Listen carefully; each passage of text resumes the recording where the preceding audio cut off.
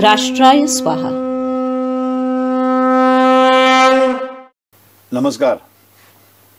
आपण सनातन संस्थेचं कार्य आणि दाभोळकरांच्या हत्येशी सनातनचे कार्यकर्ते, फक्त सनातनचेच नाही तर अनेक हिंदुत्ववादी संघटनांच्या कार्यकर्त्यांना कशा पद्धतीने गोवलं गेलं, त्यांचे आयुष्य बर्बाद केली गेली. कुठलाही पुरावा नाही, काहीही ठोस काहीही सापडलेलं नाही, पण त्यांच्या आयुष्यातली 5-5 वर्ष 7-7 वर्ष ही सगळी मंडळी जेलमध्ये, कारागृहामध्ये सामान्य कैद्यासारखी राहिली. ह्या सगळ्यांना बाहेर काढण्यासाठी काही वकील, काही अधिवक्ते हे पुढे आले. एकही रुपयाची अपेक्षा न करता पुढे आले. त्यातलं एक अतिशय महत्त्वाचं नाव म्हणजे वीरेंद्र इचलकरंजीकर. नमस्कार देवेंद्रजी. नमस्कार. तुमचं नावच वीरेंद्र आहे, त्यामुळं वीरश्री त्या नावामध्येच आहे. सगळ्यात पहिला प्रश्न असा आहे की डॉक्टर दाभोळकरांच्या या केसमध्ये आता या केसचा निकाल लागला. यात काही जण निर्दोष सुटलेत, काही जण अजून सुटायचे बाकी आहेत. ह्याच्याबद्दल काय वाटतं तुम्हाला? म्हणजे ही लढाई अजून संपलेली नाहीये. अगदी खूप चपखल शब्दात तुम्ही हे विचारलं. कारण नॉर्मली मग शिक्षा झाली, आता ती शिक्षा झाली म्हणजे संपलं असा सूर आता त्याचे ढोल पिटायला लागतील. पण जिथपर्यंत कायदा मी जाणतो ह्याला काहीच अर्थ नाही आहे. ते जे कोर्टात ओळखणं आहे 9 वर्षांनी, आत्तापर्यंत भारतातल्या न्यायालयांनी किमान 5,000 जणांना कदाचित असं सोडलेलं असेल की 5-6 महिन्यांनी तू ओळखलं तर त्याची रिलायबिलिटी राहत नाही. 9 वर्षांनी काय राहते. त्यामुळे आणि इतर गोष्टी त्यातल्या ज्या आहेत बऱ्याच आहेत, त्याच्यावरती पुस्तकं आलेली आहेत, निकालपत्र पण हे बघू. तर ज्यात तो एक साक्षीदार म्हणतो मला मेमरी लॉसचा प्रॉब्लेम आहे, दुसरा म्हणतो मी दुसऱ्या मजल्यावरती होतो आणि ह्या आरोपींनी टोपी घातलेली होती. तर दुसऱ्या मजल्यावरचा आरोपी खालून जाणाऱ्या टोपी घातलेल्या माणसाचा चेहरा कसा बघू शकतो. असे बरेच प्रश्न त्याच्यामध्ये आहेत. हे हायकोर्टात टिकणारच नाहीये, त्यामुळे हे नक्कीच सुटते. इतकी चाललेली उत्तम वकिली सोडून किंवा तुमचं प्रकरण फार मोठं गाजलं की पश्चिम महाराष्ट्रामध्ये देवस्थान समिती आणि मंदिरांच्या सरकारीकरण झाल्यानंतर झालेले घोटाळे जे तुम्ही बाहेर काढले, त्यामुळे तुम्ही एवढे पॉप्युलर झालेले होतात. एवढा सगळा उपद्व्याप चालू होता, अनेक केसेस तुमच्याकडे होत्या, पोटापाण्याचा व्यवसाय पण तुमचा वकिली हाच आहे. हे सगळं असताना अशा पद्धतीच्या केसेस स्वतःहून घेणं, स्वीकारणं आणि त्या हिंदू कार्यकर्त्यांना बाहेर काढावं असं का वाटलं? हे सगळं करताना भीती नाही वाटली कुठे? कारण ही जी इकोसिस्टीम आहे, जी कम्युनिस्टांची, जी डावे विचारसरणीवाल्यांची, ही सगळीकडे पेरलेली लोक आहेत. म्हणजे मोठमोठ्या ऑफिसर्सच्या याच्यामध्ये ती माणसं आहेत, पॉलिटिक्समध्ये ती माणसं आहेत, मीडियामध्ये आहेत, सगळ्या संस्थांमध्ये ती पेरलेली आहेत. असं सगळं असताना सगळीकडनं तुमच्यावर कोणतरी दबाव आणेल, तुम्हालाच काहीतरी इजा केली जाईल, किंवा जसं पुनाळेकरांसारख्या एका अधिवक्त्यालाच 42 दिवस आतमध्ये टाकण्यात आलं, असं तुम्हालाही त्यांना टाकू शकतात तर तुम्हालाही टाकू शकतात. ही सगळी धोके समोर दिसत असताना सुद्धा तुम्हाला ह्या केसेस घ्याव्याशा का वाटल्या? असं काय होतं तुमच्यातला अचानक हिंदू प्रचंड जागा झाला का? म्हणजे ही खूप कौतुकाची गोष्ट आहे, आम्हाला अभिमान आहे तुमच्यासारख्या वकिलांचा. हे नेमकं काय झालं? काय विचार काय केलात तुम्ही केस घेताना, स्वीकारताना? बरं, ह्यातनं 1 रुपया पण मिळणार नव्हता. काय नेमकं मानसिकता होती? खरं तर 2 गोष्टी सांगतो. पहिलं तर असं आहे की प्रश्नाला थोडी बगल देतो तुमच्या, अतिशय सविस्तर बोला. कारण आज मी अशा व्यक्तीसमोर बसलोय की मला तुम्हाला भेटायची फार पूर्वीपासून इच्छा होती आणि आज असा योग आलाय. आणि हे मी जाणतो की ज्या क्षेत्रात तुम्ही आहात, ती नारायण सुर्वेंची कविता आहे ना, झूट बोलून आयुष्य कोणालाही सजवता येतात, अशी आमंत्रणं आम्हालाही आली नाही तसं नाही, ती आमंत्रणं नक्की तुम्हाला आलेली असणार आहेत. तर साधारण तसंच इकडे आहे. हे झालं, मी थोडी बगल घेतली तुमच्या परवानगीने. पण हा प्रश्न आतापर्यंत खरं सांगायचं तर मला कोणीच विचारला नव्हता. इतके दिवस मी मीडियात जातोय, मी चॅनलवरच्या डिबेट्सवरती जातोय, अगदी त्याच्यात अर्णव गोस्वामी पासून, म्हणजे जेव्हा ते टाइम्स नाऊ मध्ये होते तेव्हापासून. पण हा प्रश्न खरं मला कोणीच विचारला नव्हता, हे पहिलं सांगेन. दुसरं, तुम्ही विचारताना मी स्वतःला शोधत होतो की हे कुठून आलं, ते जे विचारतायत हे काय आलं. तर मी बघत गेलो की जसं तुम्ही सांगितलं पश्चिम महाराष्ट्र देवस्थान समितीचं, त्याच्या आधी आपण पंढरपूरच्या विठ्ठल रुक्मिणी देवस्थानचे घोटाळे काढलेले. पण कोल्हापुरात तर असं झालं की ज्या हिंदुत्ववादी कार्यकर्त्यांसोबत आम्ही बसलो, मग त्याच्यात शिवप्रतिष्ठान होतं, त्याच्यात हिंदू एकता आंदोलनाचे कार्यकर्ते होते, म्हणजे सगळ्या संघटनांचे कार्यकर्ते आम्ही घेऊन बसलो की बाबा हे असे असे माहिती अधिकारातले कागद आलेत. ही भावना त्यांच्यामध्ये पण तेव्हा होती की काँग्रेसचा काळातला हा भ्रष्टाचार आहे, नेते अजूनही आहेत आणि काहीतरी होऊ शकतं. पंढरपूर बाबतीत पण तेच होतं. मालेगाव 2008 मधली एक अत्यंत महत्त्वाची पिटिशन, ज्याच्या ड्राफ्टिंगमध्ये, ज्याच्या आर्ग्युमेंटच्या काळात मी होतो. मग तुम्ही सांगताना मी आठवत गेलो की धमक्या, ताण किंवा इकोसिस्टम जी तुम्ही म्हणालात, ही तर तेव्हाही आजूबाजूला होती. मग हे कुठून आलं? मला असं लक्षात येतं की हे 3 ठिकाणाहून आलं, किंवा त्याचा आत्ता मला क्रम तसा नेमका सांगता येईल असं नाही. पण पहिलं तर आहे शिवाजी महाराजांचे चरित्र, म्हणजे बाबासाहेब पुरंदरे यांचं जे राजा शिवछत्रपती माझ्या वडिलांनी कधीतरी मी 3री-4थीत असताना आणून दिलं, ते मला अजून पुरतंय आणि अजून किती जन्म पुरेल. एक. दुसरं, सावरकरांचं माझी जन्मठेप, आणि त्यातही माझी जन्मठेप मधला जो शेवट आहे की ते म्हणतात तुला वाचताना ह्याचा कंटाळा आला असेल ना, मला लिहिताना किती आला असेल. शब्दशः मला आता नाही सांगता येणार, पण त्या जेव्हा जेव्हा मी वाचतो तेव्हा डोळ्यात पाणी येतं किंवा वाटतं यार हे किती मोठं होतं. आणि दुसरं, जेव्हा पत्नी भेटायला आली तेव्हा त्यांनी सांगितलं की चिमण्या कावळ्यांचे तर संसार सगळे करतात. कदाचित त्या गोष्टी लहानपणापासून राहिल्या, आणि त्या राहिल्या ह्याचं मला दुःख नाही होत की हे काय आपण संस्कार घेतले. आता ह्याच्या पुढच्या प्रवासात जे मी अनुभवतो आहे आज घडीपर्यंत, म्हणजे हा माझा वकिलीचा प्रवास तसं म्हटलं तर फार मोठा नाही आहे. पण या ज्या मी मंदिरांसंदर्भातल्या गोष्टी सांगितल्या, आझाद मैदानातली जी दंगल झाली आणि नुकसान भरपाईच्या याचिकेमध्ये हायकोर्टात मला एक दिवस असा आठवतो की तुडुंब भरलेल्या कोर्टामध्ये मी विचारलं की रझा अकादमीच्या पदाधिकाऱ्यांना सरकार का पाठीशी घालतंय. तो असा एक स्फोटक वातावरणाचा भाग होता. त्या क्षणाची आणि ह्या क्षणाची जाणीव अशी आहे की जर मी धर्मासाठी उभा आहे तर देव माझ्या पाठी उभा आहे. आणि मग तिथे मग आपण बौद्धिक कॅल्क्युलेशन्स मध्ये नाही जायचं, तो बघील आपण चुकीचं करतोय का नाही ना, मग जे होईल ते होईल असंच राहावं. असे क्षण आले की अशी कानशिलं तापतात, असा आतमध्ये रक्त उकळायला लागतं की काय असं होतं. आणि 1-2 कोर्टरूममध्ये तर अशी परिस्थिती आलेली होती की ते विरोधी गटातले वकीलच होते, पण असं दंगलखोरीचं वातावरण होतं की एक क्षण मला वाटलं की कदाचित इथेच मारामारी होईल. आणि झाली. आणि मी तर आम्ही 2 जण आहोत, हे 15-20 जण आहेत. झाली तर झाली. हात आपण पण काय असा थांबून बसायचं नाही, जे होईल ते होईल, देखा जाएगा. असं आहे. वा, म्हणजे नुसतंच तुम्ही छत्रपती शिवाजी महाराज सावरकर नुसतेच वाचले नाहीत, तर ते आचरणात आणण्याचा प्रयत्न म्हणू शकतो. तर सावरकर नेहमी म्हणायचे की मातृभूमीसाठी, या राष्ट्रासाठी मला काय येतं ते मी समर्पित करेन. मला उत्तम खेळता येतं तर माझं खेळणं हे देशासाठी असेल, मला उत्तम अभिनय जमतो तर माझा अभिनय हा देशासाठी असेल, वक्तृत्व असेल तर देशासाठी असेल. तसं तुम्हाला वकिली जमते तर ती तुम्ही राष्ट्रासाठी. राष्ट्र म्हणजे काय आहे शेवटी? हिंदुस्थान हे राष्ट्र म्हणजे हिंदूंचा एक समुच्चय, आणि त्या हिंदूंच्या समुच्चयामधल्या काही हिंदू तरुणांवरती जर अत्याचार होत असेल, अन्याय होत असेल, तर त्याला वाचा फोडणं, त्यांच्यासाठी उभं राहणं हे फार मोठं काम केलं. आणि दुसरी गोष्ट मी तुम्हाला सांगतो, रादर मी या मुलाखतीच्या माध्यमातून वकिलांना सांगू इच्छितो की एका अर्थी समाजाला वाटत असेल की अरे ह्यांनी मंदिरातले भ्रष्टाचार काढले, ह्यांनी पोलीस तक्रार प्राधिकरणाची याचिका दाखल वगैरे वगैरे जे काय. प्रत्यक्षात असं आहे की माझ्या व्यवसायातला एक 15-20-30% भाग देऊनच हे मी करतो, तरीही हे होऊ शकतं. म्हणजे असं काही त्याच्यात खूप कठीण, खूप अशक्य असं नाहीये. वेळ द्या, क्वालिटी वेळ द्या, ह्या गोष्टी आपोआप व्हायला लागतील.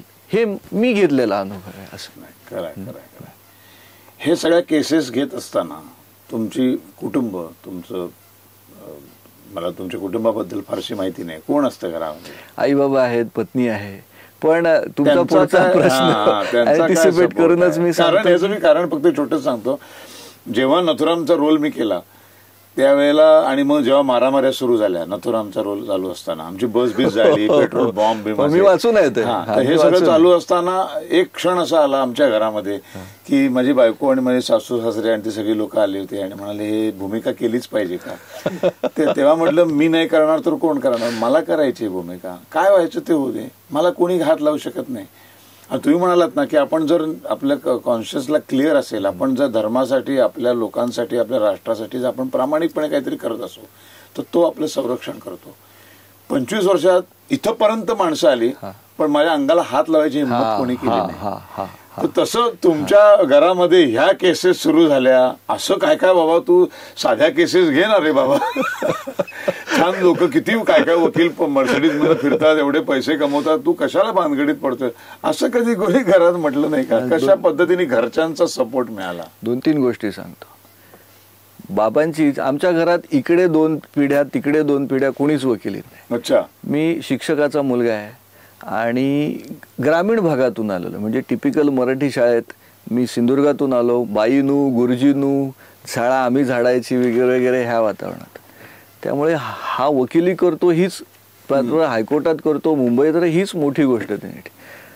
पण बाबांची इच्छा होती मी चार्टर्ड अकाउंटंट व्हावं. गावातून मग मी कोल्हापूरला शिकायला गेलो वगैरे. असं मी आर्टिकलशिप सुरू केली आणि मग मी घरी गेलो कधीतरी, हे मी नाही करणार.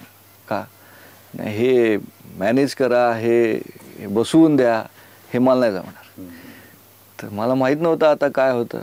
त्याच्यानंतर 10 वर्षांनी मला कळालं, बाबा म्हणाले की मला ताण होता, हा काय करतो, बिघडतो का. पण हा येऊन मला असं म्हणाला, मला वाटलं सुटलो. तर हे संस्कार होते. आणि आज असं आहे की कदाचित तुम्ही म्हणाला तसं माझ्याकडे मर्सिडीज नाही किंवा असं जे एकूण थाटमाट असू शकतो तसं नाही. सिनेमात वकील नाही येतात. इनफॅक्ट आमच्या ह्या केसेसमध्ये समोरचे वकील बरेचदा अशाच गाड्यातून येतात, हे मी बघितलेलं आहे.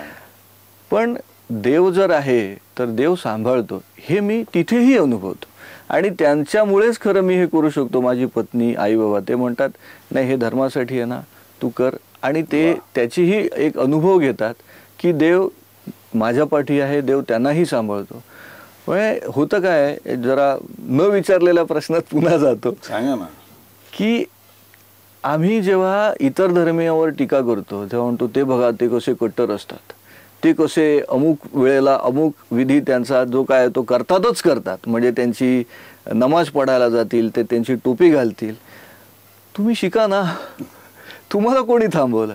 आणि तिथे त्यांचा पण श्रद्धेचा भाग येतो. आपल्या श्रद्धेत आपण का कमी पडावं. बरोबर. आपल्या श्रद्धेत आपण कमी पडणं म्हणजे आम्ही वैचारिक फक्त एक कम्युनिस्ट हिंदुत्ववादी होणं आहे. साम्य म्हणजे ज्याला नास्तिक हिंदुत्ववादी, या नास्तिक हिंदुत्ववादाचा मला काय ते पटत नाही. म्हणजे देव आहे तर देव आहे, धर्म आहे तर धर्म आहे, आणि तो आसपास आहे, आपल्या सोबत आहे तर तो आहे. As simple. ह्या सगळ्या सनातन संस्थेची केस किंवा इतर हिंदुत्ववाद्यांचे ज्या केसेस तुमच्याकडे आल्या ते स्वतः घेऊन आले का तुम्ही त्यांना अप्रोच झालात, काय म्हणजे कसं, हे सुरुवात कशी झाली? नाही, कसं आहे मुळात, का कोणाच्या थ्रू झाली? नाही, कसं आहे मुळात की मला असं वाटतं की आपण म्हणतो 100 कोटी हिंदू, मग इतकं मोठं हिंदूंचं राष्ट्रविष्ट, हे सगळं ना हे असं फारच सुपरफिशियल आहे. मला तरी प्रामाणिकपणे असं वाटतं की जागृत हिंदू ज्याला म्हणू, ही we are a super minority नाव. आपण एक फारच मायनॉर, म्हणजे ते ज्यूज तरी जास्त आहेत तुलनेने इस्रायलमध्ये आणि जगभरात पसरलेले, आपण तर त्यांच्यापेक्षा कमी होत. आता मुद्दा असा आहे की छोटीच कम्युनिटी असेल तर लोक येतात, लोक भेटतात, चालू राहतं. 100 कोटी आहे. बरं, आता मला एक सांगा, कुठल्याही वकिलाकडं एखादी केस येते, ती केसची फाईल सगळं बघतो आपण, सगळे प्रश्न विचारतो आपल्या आशिलाला, त्याच्यानंतर एका ह्याला जातो, तो निर्णयाला जातो की ही केस घ्यायची की नाही. कुठल्याही वकिलाला हारायची केस घ्यायची इच्छा नसते, सगळ्यांना केसेस जिंकायच्याच असतात. तर तुम्हाला ह्या केसेस जेव्हा तुमच्याकडे येत होत्या किंवा तुमच्यापर्यंत पोचत होत्या त्यावेळेला तुम्हाला हे माहीत होतं की मी यांना नक्की सोडवणार आहे, मी नक्की जिंकणार आहे, का तुम्हाला हे टफ जाणार आहे सगळं प्रकरण हे वाटत होतं? काय होतं नेमकी ती केस बघितल्यानंतर? साक्षी, पुरावे, दाभोळकरांची हत्या नेमकी कशी झाली आहे, कुणाकडनं झाले, त्याच्या संदर्भात ज्यांना अडकवलं गेलंय त्यांच्याशी तुम्ही बोलला असाल, सगळं जरा सविस्तर सांगा ना आम्हाला. असं आहे की अशा सेन्सिटिव्ह केसेसमध्ये अपिअर होण्याचा अनुभव थोडा आधी आलेला. त्यामुळे एक माहिती होतं की जेव्हा मीडिया ट्रायल होते, एखाद्या केसची बातम्या लागतात, त्याच्यावरून आंदोलनं होतात. एक माहितीसाठी सांगतो, जेव्हा घटना खून झाला तेव्हा पृथ्वीराज चव्हाण मुख्यमंत्री होते आणि मला वाटतं 2-3 तासातच त्यांनी पहिलं स्टेटमेंट करून टाकलेलं की गोडसेवादी प्रवृत्तींचा ह्याच्यात हात आहे.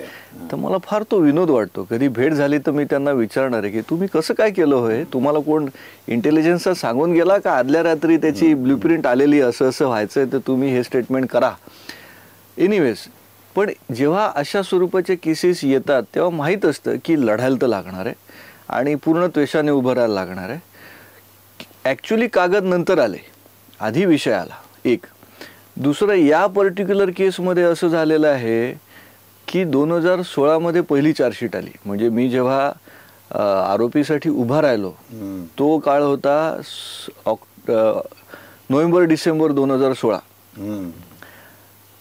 त्याच्यानंतर परत 2-3 कागदपत्रांचे बंच, ज्याला चार्जशीट्स म्हणतात, ते त्यांनी दाखल केले. म्हणजे 16, 2018, 2019 आणि काही प्रमाणात पुन्हा 2023 असं ते वाढत गेलेलं आहे. पण तरीसुद्धा 16 जेव्हा आम्ही बघितलं तर CBI समोर होती, हायकोर्ट मॉनिटर करतंय असं होतं. बरं, दाभोळकर कुटुंबियांकडे तशी वकिलांची फौज आहे. सुप्रीम कोर्टापासून ते अगदी पुण्याच्या सेशन कोर्टात त्यांचे वकील बसलेले असतात, त्यामुळे हे कठीण असेल. बघितलं हे नक्की चार्जशीट आहे असा प्रश्न तर खरा पडलेला, कारण जुळत कशाशी काय नव्हतं. कशाचा कशाला संबंधच लागत नाही. हे कसं काय बाबा, CBI एवढी प्रीमियर इन्व्हेस्टिगेशन एजन्सी म्हणतो आपण, हे कसं काय यांनी दाखल केलं?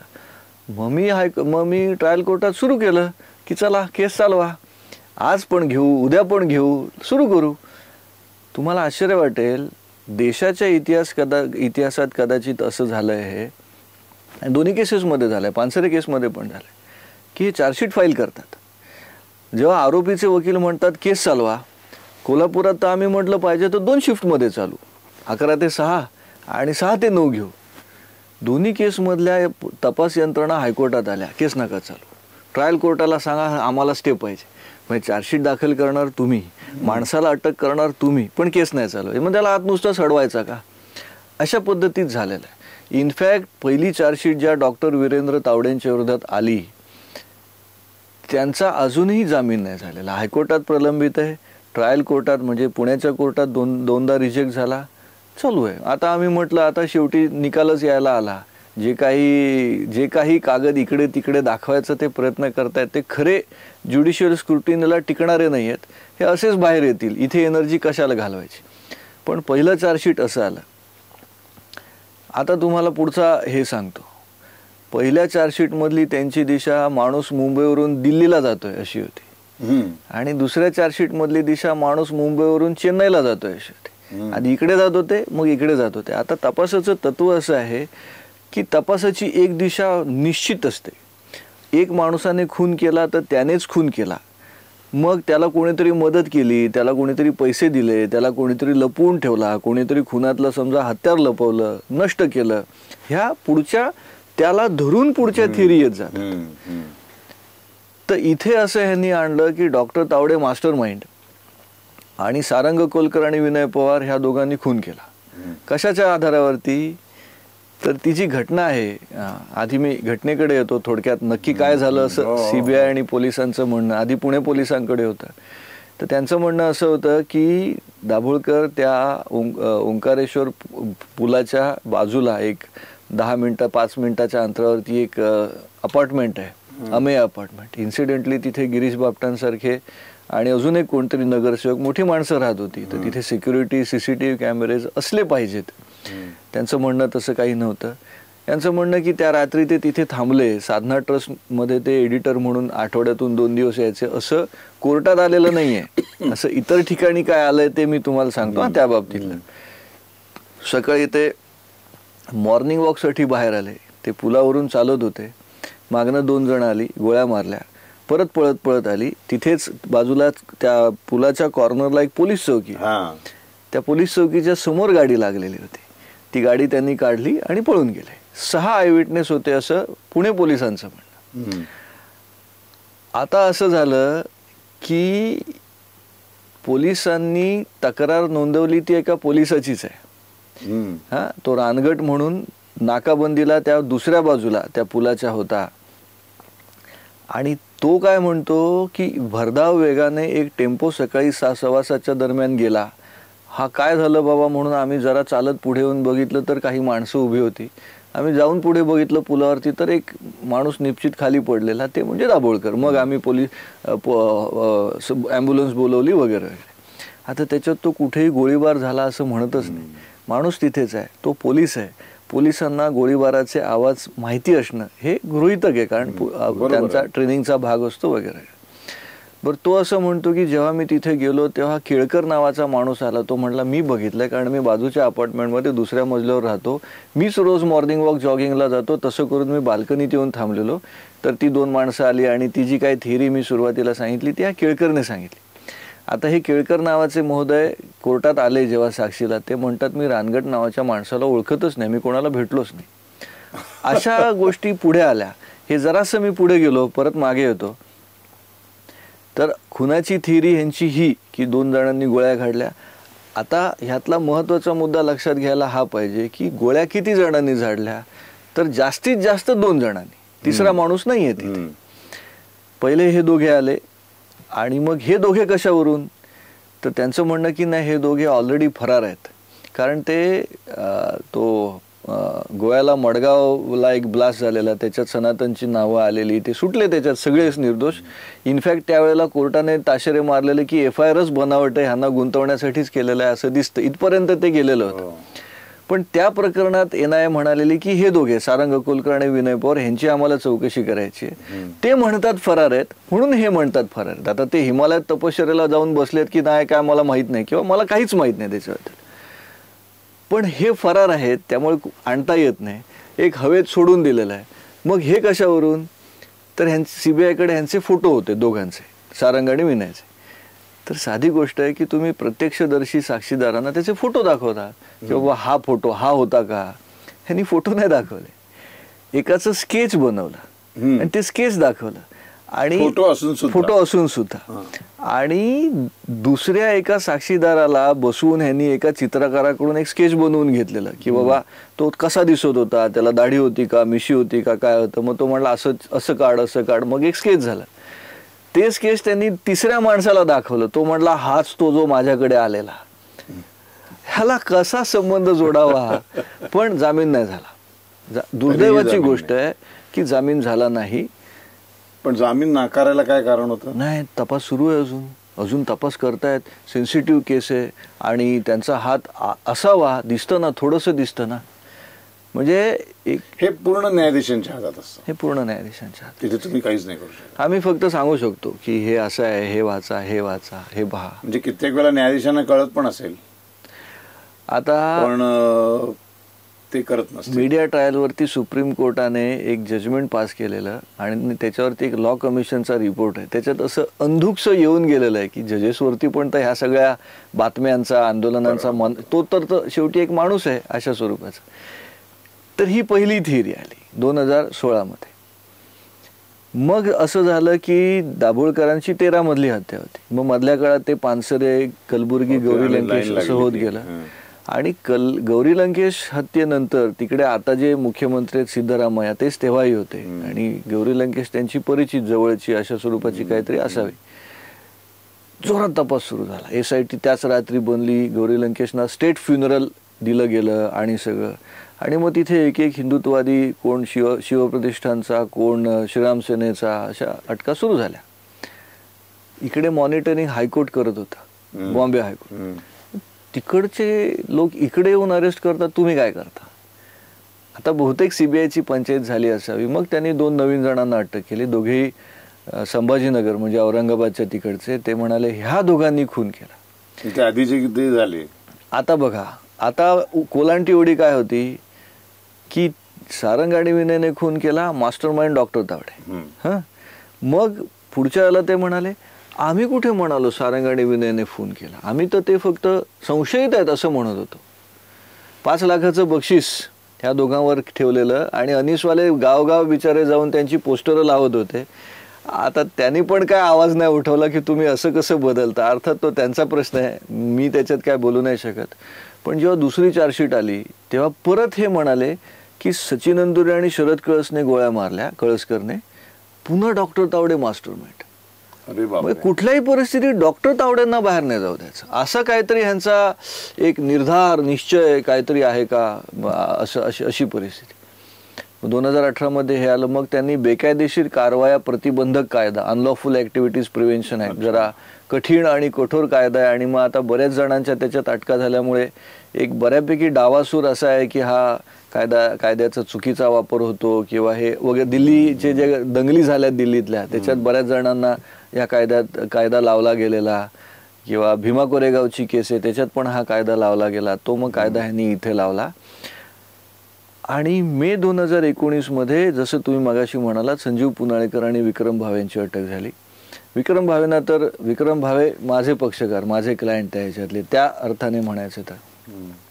पण स्वतः मालेगाव 2008 वरती पुस्तक लिहून काँग्रेसच्या काळात त्याची दुसरी बाजू उघडकीस आणणारा हा लेखक, हा कार्यकर्ता. तर ह्यांनी मला सांगितलं की सीबीआयचे अधिकारी म्हणाले आम्हाला माहिती आहे तुझ्या विरोधात काहीच नाही, तुझा काही रोल नाही आहे त्याच्यात, पुनाळेकरांच्या विरोधात साक्ष दे, तुला सोडतो. अरे बाबा. म्हटलं मी नाही करत. म्हणली ये तुला पण अटक करतो. हा म्हटलं चालेल, मी फुटणार नाही, मी असं खोटं करणार नाही. पण इथूनच सुरुवात होते. आणि हे तो 100% खरं आणि खरंच सांगतो. ह्याचं कारण असं आहे की हे म्हणाले पुनाळेकरांनी शरद कळसकरला पिस्तूल टाकायचा सल्ला दिला. हा, हे थोडं मी मागे पुढे आणतो, क्षमा करा, पण ते असं गुंतागुंतीचं आहे.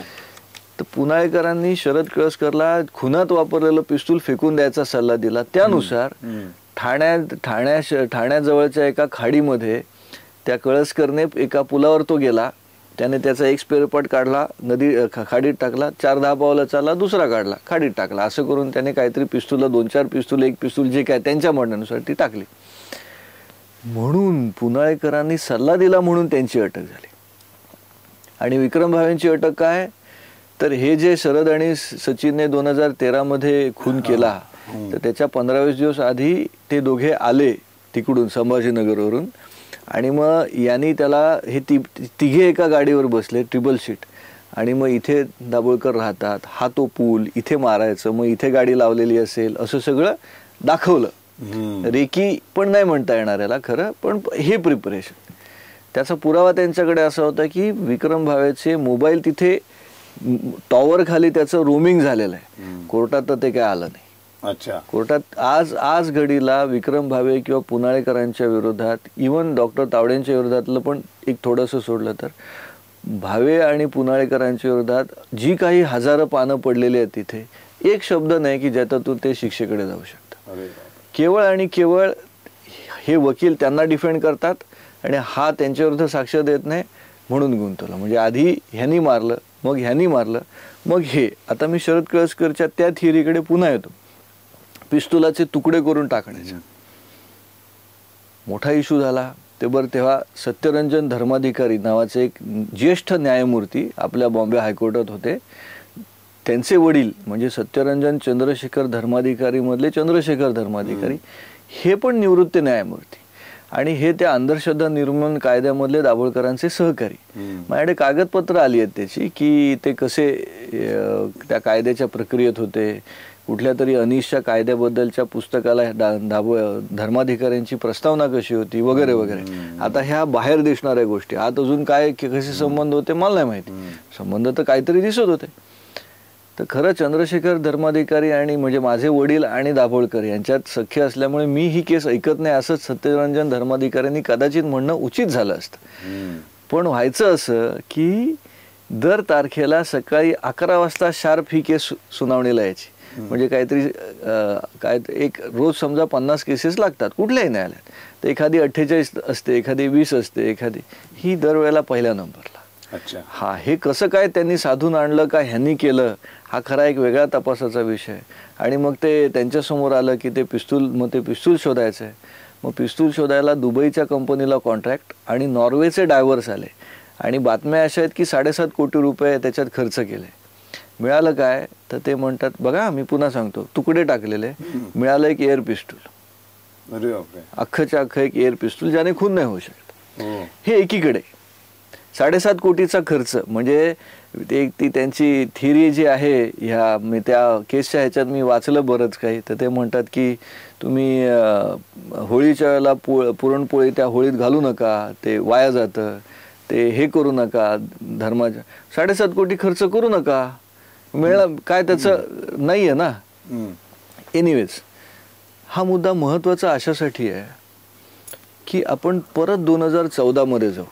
सीबीआयकडे तपास जायच्या आधी जेव्हा क्राईम ब्रँचकडे पुण्याचा तपास होता, तेव्हा बॅलिस्टिक रिपोर्ट म्हणजे सायंटिफिक पुराव्यांच्या आधारे पुणे पोलिसांनी खंडेलवाल आणि नागोरी नावाच्या दोघांना अटक केलेली जानेवारी 2014 मध्ये. त्यांचं म्हणणं असं होतं की ज्या पिस्तुलातून दाभोळकरांना गोळ्या मारल्या गेल्या ते पिस्तूल ह्यांच्या ताब्यात सापडलेलं आहे. हे सरळ साधं कनेक्शन आहे. आणि बेकायदेशीर कारवाया प्रतिबंधक कायद्यात अशी एक तरतूद आहे की असं जर असेल तर थेट तुम्हाला शिक्षेकडे नेतात. तुम्ही उलटच सिद्ध करायला पाहिजे की त्याच्यात माझा संबंध का नव्हता, नाही तर त्या पिस्तुलाने खून झाला, ते तुझ्याकडे आहे, विषय संपला, ह्यांना शिक्षा, अलीकडे पलीकडे काय नाही. आता झालंय असं की ज्यांच्याकडून पिस्तूल मिळालं त्यांना सीबीआयने सोडून दिलं. जेव्हा एक मिनिट फक्त, ज्यांच्याकडे पिस्तूल होतं, ज्या पिस्तुलातून दाभोळकरांची हत्या झाली हे सिद्ध झालं, ती माणसं सुटली, ती माणसं सीबीआयने सोडून दिली. वा, फर्स्ट क्लास. आणि जिथे पिस्तूलच मिळालं नाही ती आता आहेत त्यांचे, नाही हेच ते का. आता प्रश्न असा राहतो की मग दाभोळकर कुटुंबीय इथे शांत का बसले. हे जे विचारवंत किंवा जे काही म्हणतात, तुम्ही म्हणायचं ना शिक्षा म्हणजे तपास एकाच दिशेने न्या, असं नाही व्हायला पाहिजे. जे कोणी खुनी असतील त्यांना शिक्षा व्हायला पाहिजे. एवढे सत्यवचनी आहात तर ज्यांच्या पिस्तुलातून गोळ्या झाल्या त्यांना सोडल्यावरच तुम्ही तिथे आरडाओरडा करायला पाहिजे. त्यांचा शब्द विवेकाचा आवाज, विवेकवादी असा असतो. विवेक गेला कुठे. तर ही परिस्थिती आहे मात्र. आणि या सिच्युएशन मध्ये जे 2 प्रत्यक्षदर्शी साक्षीदार मी मगाशी सांगितलं, आय विटनेसेस, ज्यांनी आधीच्यांना पण ओळखलं नंतरच्यांना पण ओळखलं, ते पण आले कोर्टामध्ये. बरं, असं आहे की जर आरोपी कोण होता हे आधी माहीत नसेल, म्हणजे कधी कधी काय होतं, शेजाऱ्यांमध्ये भांडण होतं, मारामारी होते, याला माहीत असतं की तो होता, नाव माहीत असतं, सगळी ओळख असते, अशा वेळेला ओळख सिद्ध करण्याचा प्रश्न नसतो. पण जेव्हा माणूस अनोळखीच आहे, जसं ह्या वेळेला हे दोघे कोण होते माहीत नव्हतं, कोणालाच माहीत, आणि त्यांना पकडलं गेलं, तर ओळख परेड घेतली गेली पाहिजे. तहसीलदारासमोर जेलमध्ये, मग तो तहसीलदार जेलमधली, आता समजा एक आरोपीची ओळख परेड असेल तर 9 जण जेलमधले आणायचे, ते साधर्म्य असणारे पाहिजेत, 10 जण उभे करायचे. जो त्या केसमधला आरोपी त्याला विचारायचं, बाबा ह्या 9 जणांसोबत तू कुठे उभा राहणार आहेस, तू तुझी जागा निवड, तुला कुठले कपडे घालायचे तुझे तू घालून ये. मग ते 10 जण उभे राहतील. मग तो तहसीलदार साक्षीदाराला घेऊन येणार, तो म्हणणार हा ह्या 10 पैकी कोण, मग त्याने त्याला हात लावायचा आणि मग साक्षीदार त्याला तहसीलदाराला सांगणार की हाच तो ज्याने अमुक अमुक केलं. इतकं ते तपशीलवार होतं. आणि मग तो तहसीलदार कोर्टात येऊन सांगतो की मी सुप्रीम कोर्ट आणि हायकोर्टाने घालून दिलेल्या गाईडलाईन्स नुसार मी ह्या स्टेप 1 स्टेप 2 सगळं मी काटेकोरपणे पूर्ण केलं. मग कोर्ट म्हणतं की हा साक्षीदाराला एकदा आधी चान्स दिलेला, त्याने ते अचूक ओळखलं, आता तू कोर्टात ओळखतोस ते खरं. आधी इथे म्हणजे जसं साखरपुडा आणि लग्न हा वेगळा संदर्भ आहे खरा, पण हे नसेल तर ते नाही, अशा स्वरूपाचं ते होतं. आता ह्या केसमध्ये असं होतं की आरोपी पुण्याच्या जेलमध्ये, साक्षीदार पुण्यातले, सीबीआयचं एक ऑफिस पुण्यात आहे. तुम्हाला काय अडचण होती ओळख परेड करायला? ह्यांनी केली नाही. ह्यांनी फोटो दाखवले. बरं, फोटो दाखवले, त्याच्यात परत असं आहे की त्यातला जो विनय केळकर म्हणून आहे, 2 जणांचे आहेत ना, 2 जणांचे फोटो दाखवा, तिथे तरी कंजूशी कशाला करता? दोघांचे नाही दाखवले, सचिन नंदुरे आणि शरद कळसकर, त्यातला अंदुरेचा दाखवलाच नाही, फक्त कळसकरचा दाखवला. कळसकरचा दाखवल्यावरती त्या केळकरने मागे आपल्याच हस्ताक्षरात लिहिलेलं आहे की 5 वर्ष झाली. 2018 मध्ये ते फोटो आयडेंटिफिकेशनचा फार्स जो झाला त्याने लिहिलेलं आहे की 5 वर्ष झाली, अंतर पण खूप होतं. कारण मी आता काय खात्रीने सांगू शकत नाही, पण हा साधारण तसा दिसतो. ही रिझेम्बलन्स द ॲसिलंट. अरे बापरे. आता हे तुमचे पुरावे असू शकतात. बर मग अर्थ कसा निघतो की आधी शरद कळसकरचा फोटो दाखवला, त्याने घेतला, धाड धाड धाड असं लिहून टाकलं. सीबीआयचा अधिकारी म्हणाला ए अंदुरेचा दाखवूच नका, हे असं परत लिहिलं तर काय करता, म्हणून दाखवला नाही असा त्याचा अर्थ निघतो. ओळख परेड का केली नाही, तर त्या साक्षीदार यांनाच गॅरंटी नाही आहे की त्या साक्षीदाराला 10 पैकी ओळखतात नाही येणार. तुम्ही पोलीस त्यांच्या ऑफिसमध्ये काहीतरी गोलमाल करू शकतात, तिथे कसं करणार, त्याच्यापेक्षा ते, आणि तिथे हे फसले, यांनी नाही ओळखलं तर परत केस गेली, परत नवीन काहीतरी करायला पाहिजे. परत दाभोळकर कुटुंबीय म्हणणार नाही सनातनवाल्यांना पकडा, अजून कोणाला तरी पकडा, अजून कोणाला तरी पकडा. त्याच्यापेक्षा ती भानगड नको, ते फोटोवरती सह्या घ्या आणि विषय मोकळा करा. त्याच्यात परत हा गोंधळ झाला. असं झालं असावं असं मला वाटतं. दुसरा साक्षीदार कांबळे, त्याने कोर्टात कबूल केलं की मी काय फोटो ओळखले नव्हते, मी सांगितलेलं की हे दोघे साधारण तसे दिसतात. आता साधारण तसे दिसतात आणि तेच दुसरं नाही, तो आणि तोच, ह्यामध्ये जमीन आसमानाचा फरक आहे. उगाच भलताच माणूस जाईल ना, आणि तुम्ही जन्मठेप देणार या अशा वेग गोष्टीवरती, असं नाही होऊ शकत. बघा कायदा कसा डेव्हलप होतो. तुम्ही सिग्नल तोडला, तो तिथल्या तिथे तुमच्याकडून फाईन घेतो. तो पुरावा दे, वकील आण, कोर्टात चल, ह्यातलं काहीच म्हणत नाही. कारण छोटी गोष्ट असते, 50-100 रुपयाची, तिथे संपते. पण ते जसं गुन्ह्याची गांभीर्य वाढत जातं तसं त्याच्या इव्हिडन्सची व्हॅल्यू किंवा हे सगळं वाढत जातं. इथे खून आहे.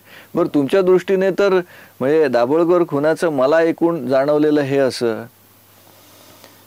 की गांधी हत्येनंतर बघा ते गोडसेंनी किती भयंकर कृत्य केलं, आणि मग मध्ये काय होत नव्हतं, मध्ये सगळं शांत होतं. अचानक 2013 मध्ये दाभोळकरांची हत्या. मग अरे पानसरेंची, कलबुर्गी, बापरे, देशात मग कोणत्या 56 अवॉर्ड ऑफ ह्याच्यातून आल्या.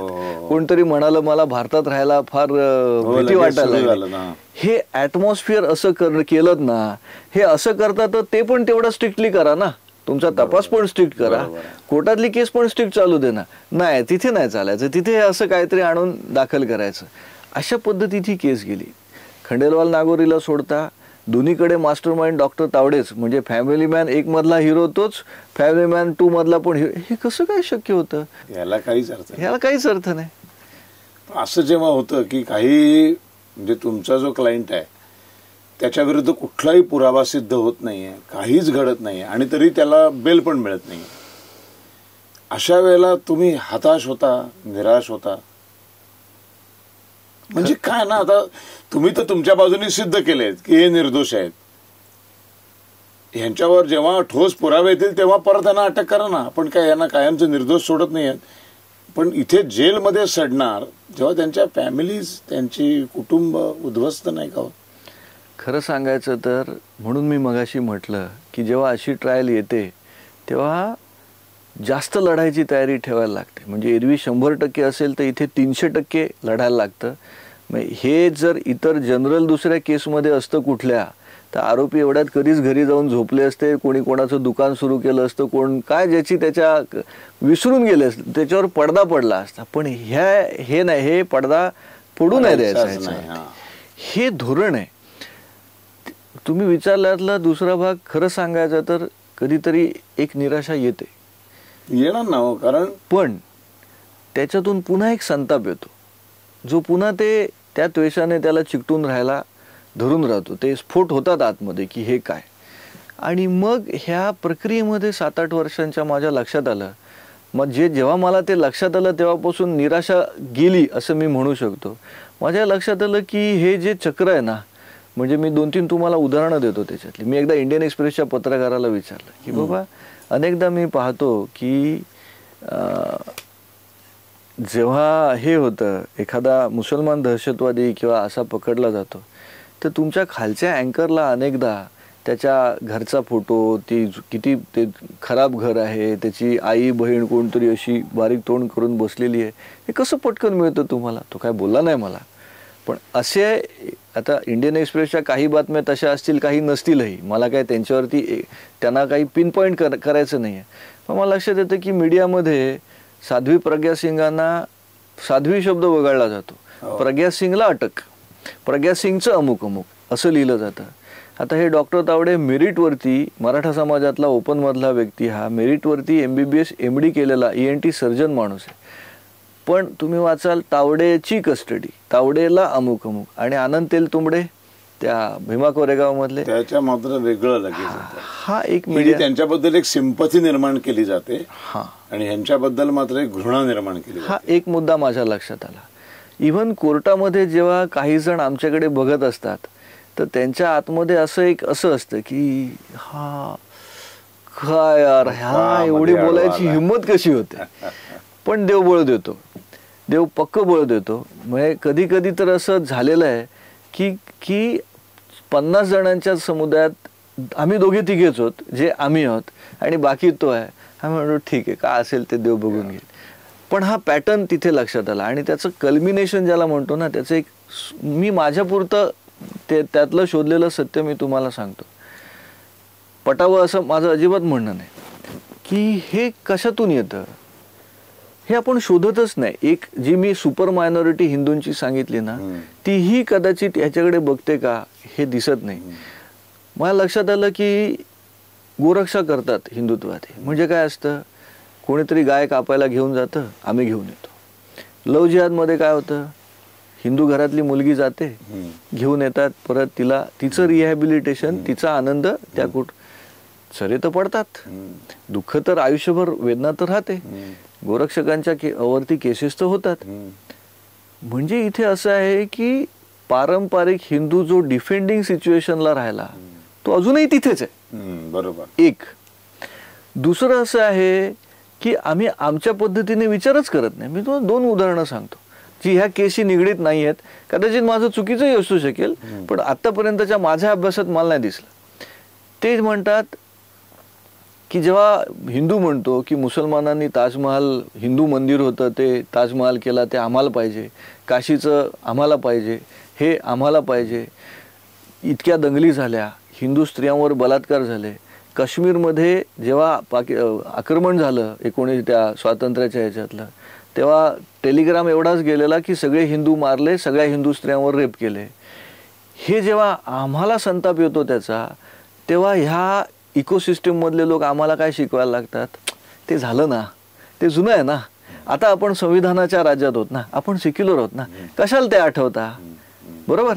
म्हणजे ज्याचं डॉक्युमेंटेड रेकॉर्ड आहे त्याच्याबद्दल आम्ही अशी उत्तरं घेतो, आणि आम्हाला म्हटलं जातं की तुम्ही जुनं काढता, तुम्ही अजून त्या रागाच्या आणि सुडाच्या भावनेत आहात, हे तुमचं चुकीचं आहे, आता विज्ञानाचं विश्व आहे वगैरे वगैरे. आम्ही म्हणतो हा असेल बाबा असं काहीतरी.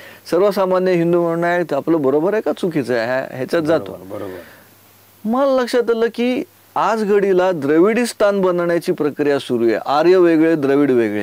हे DMK, AIDMK काय हो, द्रविड मुन्नेत्र कळघम, आम्ही द्रविड, आमची अस्मिता वेगळी, तुम्ही हिंदी आम्हाला सांगायची नाही, आम्हाला येत असली तरी आम्ही बोलणार नाही वगैरे वगैरे जे येतं. मग ते कशातून येतं, आर्य बाहेरून आले, त्यांनी द्रविडांवर अत्याचार केले. मी शोधतोय की बाबा कुठल्या आर्याने, XYZ आर्याने ABC द्रविडावर अत्याचार केले, त्याचं काहीतरी हे फोडलं, ते मला तर मिळालं नाही. हो नाही. बरोबर. मग हे लोक तिथे जाऊन सांगत नाहीत की 5000, 3000, 2000 वर्षापूर्वीचे तुम्ही जे सगळं सांगता ते सोडा ना, त्याचे तो पुरावे पण नाही आहेत, आणि आता आपलं संविधानाचं राज्य आहे, हे म्हणत नाहीत तिथे. हे म्हणतात नाही ते द्रविडांवर आर्यांनी अत्याचार केला, आर्यांनी पुढची 50,000 वर्ष त्याचं प्रायश्चित्त घेतलं पाहिजे, असा जो सूर लावलेला असतो. मग माझ्या लक्षात आलं की यार हा ना एक इंटेलेक्च्युअल टेररिझम आहे, हा वैचारिक दहशतवाद. आणि ह्या केसमध्ये मी काय बघितलं मी तुम्हाला सांगतो. 4 मर्डर्सची चर्चा होते. मी स्वतःला एका अर्थी लकी समजतो की ह्या मी अशा काळात मला हातात लॉची डिग्री आली की मला हे करायला मिळालं. आणि माझी ऐकणाऱ्यांपैकी कोणाला तरी अशीच विनंती राहील की अशा डिग्र्या घ्या ज्याचा धर्मासाठी आणि समाजासाठी चांगला उपयोग होईल, थोडा वेळ किंवा जे काय असेल. मला 4 खुनामध्ये काय बघायला मिळालं मी तुम्हाला सांगतो. आपण वादाकरता गृहीत धरू, ह्यांचं काय म्हणणं आहे, जे कोणी ॲलिगेशन्समध्ये आहेत त्यांचं काय म्हणणं आहे की हे 4ही खून ते विचारवंत होते, ते समाजसुधारक होते, आणि म्हणून, आणि हे सगळे बरं त्या कम्युनिस्ट विचारसरणीला अलाइंड आहेत, हे कोण नाकारत नाही. हिंदू झालेत ना नक्षलिस्ट. येस येस, ते आपण नक्षल संबंधांना पण बाजूला ठेवून देऊ, पण त्या विचारधारेच्या एका परिघातच हे आहेत. ह्याच्या पलीकडे कुठे नाहीयेत. हे धर्म मानतात का, ह्याचं उत्तर सगळ्यांच्या बद्दल नाही अशाच स्वरूपात. हा हा हा, ते पण सगळं सोयीने आहे. सोयीने सगळे नियम त्यांचे आहेत ते हिंदू धर्मासाठी. हा हा, लिंगायत धर्माबद्दल ब्र काढायची हिंमत नाही. तर मी वादा करता गृहीत धरतो की काही हिंदुत्ववाद्यांनी 4 जणांना मारलं for the sake of arguments. बरं, हे मी युक्तिवादा करता म्हणतो, नाही तर कोणतरी यातली 2 वाक्य तुकडे करून सांगतील. तर मग मी विचार केला की जर असं असेल तर खुनाला कोणच समर्थन देत नसतं, आपण दोघेही देणार नाही, शक्यच नाही.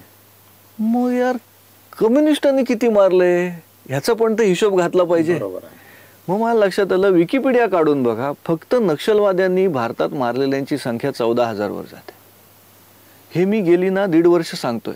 ज्यांनी माझं आधीचं कधी ऐकलं असेल तर तो कोणतरी म्हणेल की हा किती वेळाला तेच सांगतो. पण जी तुमच्या चेहऱ्यावरची रिॲक्शन आली ती कदाचित आज अनेक जणांच्या चेहऱ्यावर येईल की 14,000 पेक्षा जास्त आहेत. ते कोण होते? ते आदिवासी होते. कसे मारतात माहितीये? तू पोलिसांना पाणी का दिलंस, त्याच्या घरात निरोप जातो उद्या आम्ही येणार, त्याला बाहेर काढलं जातं घरातून रात्री, त्याला कोणीही गल्लीतल्यांनी मदत नाही करायची, त्याला गोळी नाही मारत, त्याला दांडक्याने कुऱ्हाडीने वेदनांनी मारत राहतात, त्याला मरू नाही देत, तो तडफडून मरतो रस्त्यात आणि त्याला कोणीही मदत करायची नसते. म्हणजे घरातल्या कुटुंबाला माहीत असतं की तो आता मरणार आहे, पण बाहेर जायची हिंमत नाही होत करायची. हा दहशतवाद नाही? दहशतवादाचा बाप झाला. मग बर, हे आदिवासींचं झालं. CRPFचे जवान, पोलीस ह्यांनी MLA पर्यंत ज्यांना मारलंय. मग मग मग कसं होतं पहा बरं. ह्याच्या बातम्या तुम्ही वाचतो, मी वाचतो, तुम्ही वाचता. रोज 4-5, 8-10 दिवसांनी ह्या बातम्या गेली 25, 30, 50 वर्ष आपण वाचतो. आम्हाला काय वाटतं? आम्ही ते पान वाचतो, बातमी वाचतो, पुढच्या पानावर जातो. डिसेन्सिटायझेशन. आपल्याला त्याचं काहीही वाटलं नाही पाहिजे. आपल्याला वाटलं पाहिजे तर दाभोळकरांच्या खुनाचं वाटलं पाहिजे, पानसरेंच्या खुना. माझा आक्षेप तिथे आहे आणि तो राग मला उभं करतो. दुःख व्हायचं तर सर्वांसाठी व्हायला पाहिजे. त्याच्यात पण परत तुम्ही सिलेक्टिव्ह नाही पाहिजे. आणि मग भीती अशी राहते की 14,000 ही भारतातली फक्त नक्षल्यांची फिगर आहे. केरळमध्ये हिंदुत्ववाद्यांना कम्युनिस्टांनी मारले ते वेगळं, पश्चिम बंगालमधले वेगळं. स्टॅलिनने गुलागमध्ये हिटलर तरी नागडा उघडा मारत होता. जूनच्या विरोधात मी आहे त्याने पहिल्या दिवसापासून सांगितलं. त्याचं चुकीचंच आहे पण तो खोटा नव्हता त्या बाबतीत. तरी स्टॅलिनने काय केलं? स्वतःच्याच कम्युनिस्टांना मारलं ना. बरं, गुलाग्स मध्ये किती मारले ह्याच्याबद्दल कधी कोण बोलताना बघतो आपण? नाही बघत. गुलाग्स हा शब्द मी 4-5 वर्षापूर्वी जेव्हा हे सगळं वाचायला घेतलं तेव्हा बघितला. हिटलर बद्दल प्रत्येकाला माहिती आहे तो कसा वाईट, ते कसं झालं. दिल्लीतल्या शिखांच्या हत्येबद्दल कोणीच बोलत. गांधी हत्येनंतर ब्राह्मणांच्या कत्तलीबद्दल कोणीच बोलत नाही. हे जे डिसेन्सिटायझेशन आहे ना, मगाशी तुम्ही जो प्रश्न विचारलात की निराश व्हायला होतं का, किंवा हा राग मला परत उभा करतो की हे चुकतंय, हे बदलायला पाहिजे. केस हा त्यातला एक स्मॉलर पार्ट आहे. आपली लढाई खरी ह्या फार मोठ्या स्वरूपाच्या वैचारिक दहशतवादाशी लढायला लागणार आहे. मग मी म्हणतो नाही, हे आपल्याला बसून नाही चालणार, हे आपल्याला परत उभं राहायला असं. आणि म्हणून मी तुम्हाला आवर्जून सुरुवातीला म्हटलं ना की आमंत्रण तुम्हाला पण आली असणार, नाही असं नाही. कारण वैचारिक दहशतवाद काय इथेच आहे, तुमच्या क्षेत्रात नाही आहे असं अजिबात नाही आहे, सगळीकडेच आहे, सगळीकडेच आहे. एक शेवटचा प्रश्न की तुमचे जे मुख्य आहेत लीडर पुनाळेकर, त्यांना जेव्हा अटक झाली त्याच्यानंतर तुमची स्ट्रॅटेजी काय होती? पुनाळे म्हणजे अरे यार आपला माणूसच आतमध्ये गेला, आपला जो लीडर असतो, एक कॅप्टन असतो, सेनापतीच आतमध्ये गेला अचानक, बरं काही कारण नसताना आतमध्ये गेला. त्यानंतर मग तुम्ही जे उरलेले 2-3 जण आहात त्यांनी काय डिसिजन घेतला? काय आता काय लढायचं? आता लढायची कशी? नाही, यातले 2 गोष्टी आहेत. पहिलं तर आहे ना, या मुंबई हायकोर्टातले सुभाष झा आहेत, घनश्याम उपाध्याय आहेत, तिकडे दिल्लीतले विष्णू जैन आहेत, कर्नाटकात एक अमृतेश NP म्हणून होते. इथे ना बरीच जण उभी राहिली आणि त्याच स्टेशनने उभी राहिली. सुभाष झांचं मी तुम्हाला एक आवर्जून सांगेन इथे की ज्या दिवशी पुनाळेकरांच्या अटकेचा 2रा रिमांड होता, ते म्हणाले मैं आऊंगा, हिंदी भाषेत. त्यांचा ॲक्सिडेंट झाला, इथे टाके पडले. म्हणजे बोट तुटेल अशा परिस्थितीत आलेलं, त्यांनी तसंच बँडेज लावलं आणि पायाला लागलं, हाताला लागलं, तशाच परिस्थितीत त्याला मैं चलाऊंगा ऐसा कैसे चलेगा. म्हणजे ना असं नाहीये की इथे माणसं नाही आहेत, असं नाहीये. हे झालं एक जेनरिक उत्तर. आणि दुसरं, जेव्हा पुनाळेकरांना अटक झाली, पुनाळेकर आणि आम्ही तर बऱ्याच गोष्टी एकत्र केलेल्या होत्या. CBIच्या एका अधिकाऱ्याची एक्झॅक्ट रिॲक्शन होती जी तुम्ही मला म्हणालात. तो माझ्या शेजारी बसलेला रिमांडच्या काळात. म्हटलं ते काय आता तुमचा सेनापतीच आत गेला ना. तोच राग परत उफाळून आला माझा की नाही हे असं कसं चालेल. आता तर अजून त्वेषाने लढायचं. म्हणजे ते केला पोत बळेची खाली ज्वाला बळी उफारती ते जे आहे तसंच व्हायला. म्हणजे त्या आता मी हे म्हणतोय तेव्हा काय मला ते सुचलं बिचलं असं नाही, पण तो संताप तर राहतो जो आम्हाला. म्हणजे शिवाजी महाराजांना काय संताप आला असेल, त्यांची माणसं म्हणजे मला कधीतरी असे प्रश्न पडतात की आम्ही महाराजांचं चरित्र वाचतो खरं, पण तो जो न्हावी पन्हाळ्यावरून खाली उतरताना दुसऱ्या पालखीत बसला, महाराजांच्या मनाला काय यातना झाल्या असतील. आणि त्या यातना भीतीच्या यातना नाही आहेत, त्या दुःखाच्या नाही आहेत, त्याच्यातून एक संतापच उफाळून आला असेल की माझा माणूस जातोय, त्याला माहिती आहे तो मरणार, तो म्हणतोय नाही तुमच्या 15 मिनिटाच्या 20 मिनिटाच्या साठी मी बलिदान देणार आहे. महाराज म्हणाले असतील की आता तर अजूनच, आता तर पुढेच. हे जे आहे ना, कदाचित हे मराठी माणसाचं स्पिरिट आहे, हे महाराष्ट्र मातीचं स्पिरिट आहे. मी कुठे वेगळा आहे. क्या बात आहे. फार उत्तम वीरेंद्रजींनी आपल्याला विवेचन केलं की ह्या अशा पद्धतीच्या केसेस न्यायालयीन निवाडे कसे चालतात, कुठल्या हीन पातळीवर जाऊन हे सगळे प्रकार घडत असतात. आपण एकीकडे म्हणतो की न्यायदेवता आंधळी आहे, ती खरंच आंधळी आहे का? खरंच तिला कळत नाही का? खरंच तिला दिसत नाही का काही? पण जोपर्यंत वीरेंद्रजी इचलकरंजीकरांसारखे विधिज्ञ आहेत तोपर्यंत काळजी करायचं कारण नाही. माझ्या नाटकामध्ये एका वाक्य होतं. मी इन्स्पेक्टरची एक भूमिका केली होती आणि एक रिक्षावाल्याला पकडून आणलं होतं आणि त्या रिक्षेच्या पाठीमागं असं लिहिलेलं असतं 100 में से 80 बेईमान फिर भी मेरा भारत महान. त्याच्यावर मी त्याला नाटकातलं वाक्य आहे त्यावर त्याला म्हणतो की 100 में से 80 बेईमान म्हणजे उरलेले 20% इमानदार आहेत हे मान्य करत असतो. त्या 20%मधले वीरेंद्रजी आहेत आणि असे 20%च हा देश चालवत आहेत. बऱ्याच वेळेला आपल्याला वाटतं ना की अरे काय होणार आहे देशाचं, काही घाबरू नका, काही वाईट होणार नाही. जोपर्यंत सनातन सारख्या संस्था आहेत, जोपर्यंत आमच्यासारखी तुमच्यासारखी माणसं आहेत, वीरेंद्रजींसारखे वकील आहेत, चांगले चांगले पोलीस ऑफिसर्स आहेत, सगळ्या क्षेत्रामध्ये चांगली माणसं आहेत. फक्त दुर्दैव आहे त्यांची संख्या फार कमी आहे. ही संख्या वाढवली पाहिजे. राष्ट्र सर्वतोपरी आणि जर धर्म टिकला तरच राष्ट्र टिकेल. जगातल्या सर्व राष्ट्रांचे त्यांचे धर्म हे ताठमानेने जगतायत म्हणून ती राष्ट्र उभी आहेत. ज्या दिवशी हिंदुस्थानातला हिंदू संपेल त्या दिवशी इथला सेक्युलरिझम संपेल, इथलं पुरोगामित्व संपेल, इथलं सगळं संपेल. हिंदूंनो या 2 मुलाखती माझ्या चॅनलवर कधी मुलाखती नसतात पण मी पहिल्यांदाच मुलाखती घेतल्या आहेत. ह्या मुलाखती या त्यासाठीच आहेत की हिंदूंनो एक व्हा. आपल्या सगळ्यांमधले सर्व मतभेद, सर्व भिंती जातीच्या सगळ्या मोडून आपण सगळेजण जोपर्यंत एक होत नाही, एकच हिंदू जात निर्माण होत नाही तोपर्यंत अशा पद्धतीचे अटॅक्स आपल्यावर होत राहणार. आणि ही आक्रमण बाहेरनं नाही आहेत. ही आक्रमण या 2 मुलाखतीतून तुम्हाला लक्षात आलं असेल ह्याच्यामध्ये कोणीही मुसलमान नाहीये, ह्याच्यामध्ये कोणीही ईसाई नाहीये, कोणी बाहेरनं आलेलं नाहीये. सगळे आपल्यातलेच आहेत. आपल्यातलेच आतलीच माणसं घर आणि घराचे वासे पोखरण्याचं काम करतायत. वेळीच जागे व्हा. या देशाचा इतिहास, या देशाचे महापुरुष वाचा. जसं आता वीरेंद्रजी म्हणाले की ही सगळी उर्मी त्यांच्यामध्ये कोणाकडनं आली? छत्रपती शिवाजी महाराजांकडनं आली. सावरकरांची जन्मठेप वाचली त्याच्यातून त्यांना ही उर्मी मिळाली. नाहीतर त्यांना काय गरज होती अशा केसेस 1 रुपया पण न घेता 8-8 वर्ष ह्या केसेस लढायची गरज काय त्यांना? पण ते काय म्हणाले, जेव्हा जेव्हा मी हताश व्हायचो त्यावेळेला मी संतापाने तडफडून जागा व्हायचो आणि मी जिद्दीने पुन्हा एकदा ती केस लढायला तयार व्हायचो. धन्यवाद. समस्त हिंदू समाज आपला आभारी आहे. धन्यवाद. धन्यवाद.